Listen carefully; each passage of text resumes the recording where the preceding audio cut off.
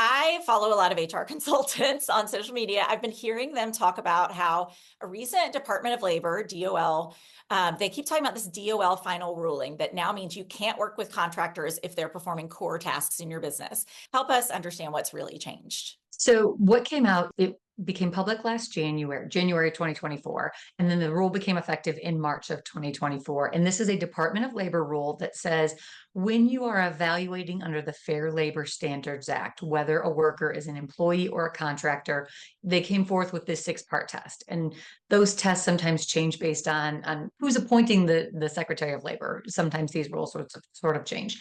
But what this most recent rule was is that there are six factors that you look at to determine whether a worker is an employee or a contractor. And that's just under the Federal Fair Labor Standards Act, which is And the that law that applies requires. to like overtime, hourly Exactly. That's pay. what Yeah. sets minimum wage, overtime, rules like that. So at a federal level, there is still state law that covers employees. And so if you've got an employee working in any other state, you still need to make sure that you're following the independent contractor laws of that state. Because if that worker goes and files for unemployment or goes and files for a workers' comp claim, that's going to be under the state umbrella. And the important things that I would say that are most relevant, I think, to our clients of the six factors are the opportunity for loss or profit. That is a big one because if you want to pay your contractors on an hourly basis, there really isn't an opportunity for them to earn a profit or suffer a loss. Like flat fee or retainer, place where you're just paying them a flat fee to do a job, and whether it takes them 10 hours, 100 hours,